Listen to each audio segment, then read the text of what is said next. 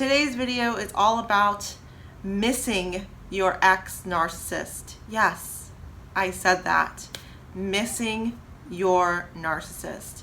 It seems almost contradictory to a lot of what we talk about on this channel to talk about missing your ex-narc, because in a lot of cases, these people really hindered your life, are hindering your life actively, and in most cases you want to get over them. And it's very common on YouTube regarding narcissists to kind of demonize people who go back to these individuals, right? Or have an inclination to circle back to someone that was so toxic, right? And it's almost only natural to put people down who have these feelings from time to time that feel like, oh, you know, I was with this person for years, they treated me badly, they were terrible, blah, blah, blah, but I almost feel like I want to go back to them.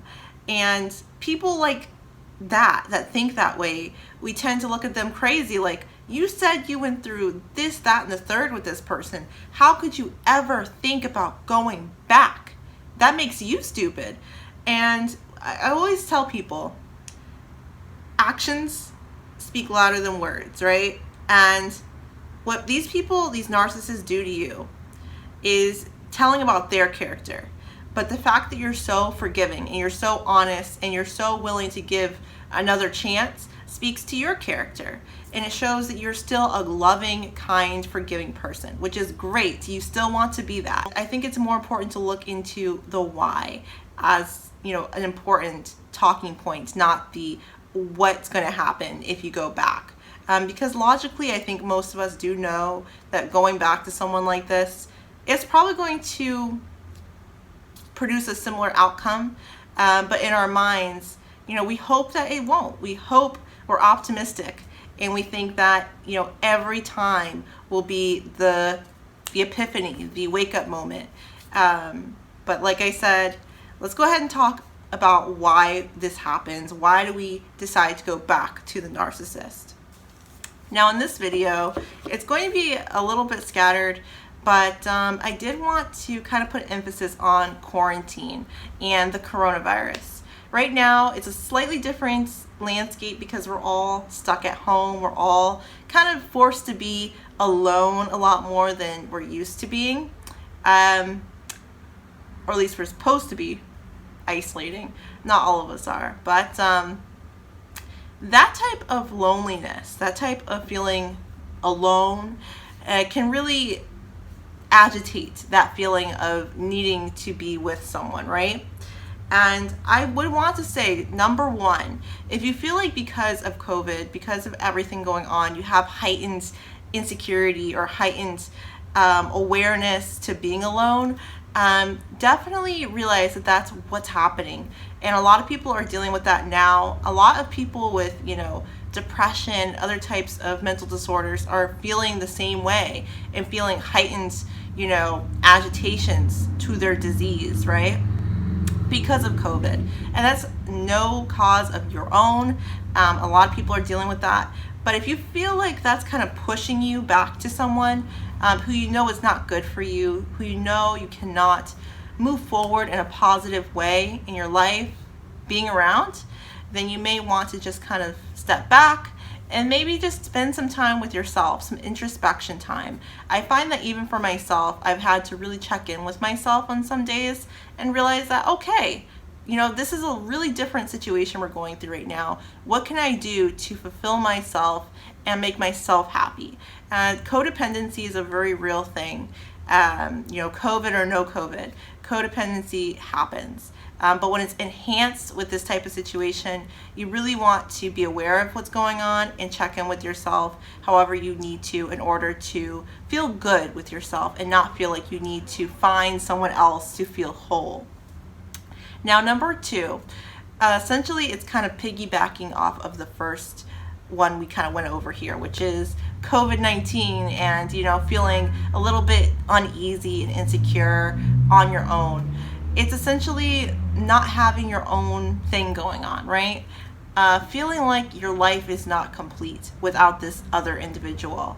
Now, if you're kind of new and you're fresh into this whole journey of being by yourself, being independent, you may not even recognize what that feels like at this point, at least, because you may have been with these narcissists for years, decades in some cases, and it may seem like it's impossible for you to reconnect with that independence that you once had.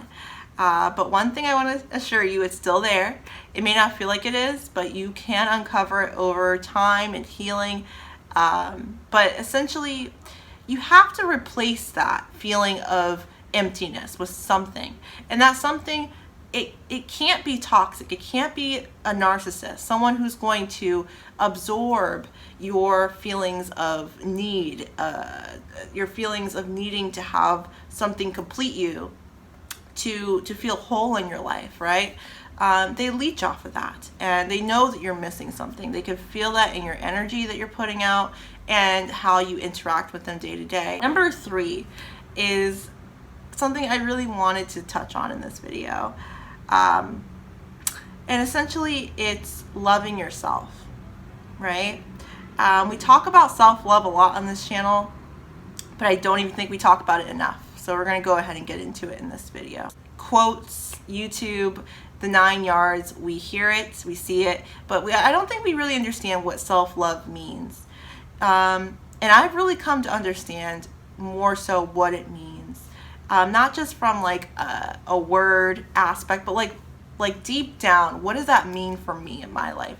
One thing that pops up in my mind when I think of self-love, it's respecting yourself and finding someone who respects you. It doesn't mean demanding respect and being, super volatile. It doesn't mean any of that. What it does mean is, being with people who show you that respect, who value you, who don't waste your time, that don't play little mind games, right? If you want to find something like that, put out what you're looking to attract, right? If you want to be loved for who you are, you have to love yourself in return. If you don't do that, then unfortunately you're not going to attract that type of same vibration into your life. If you feel like you don't care about yourself, if you feel like you're worthless, and you put that out there, then you're going to attract people who see you the same exact way as you see yourself. And not get too emotional. I've been there. I think a lot of people have been there, and frankly don't admit that. But everyone goes through their own journey of self-acceptance and self-love. And loving yourself is loving you for all your flaws, everything that you're great at, everything you are not great at, all at once, and just accepting that as who you are, and loving that. Make it personal. I've even felt this way at times. I have maybe even missed my ex at sometimes, and it's okay to feel that way, right? Instead of beating yourself up over it and thinking about what other people are going to think of you and how weak you are, I think it's important to understand why you feel that way. Again, thank you guys so much for watching. Be well, be safe, and take care, guys.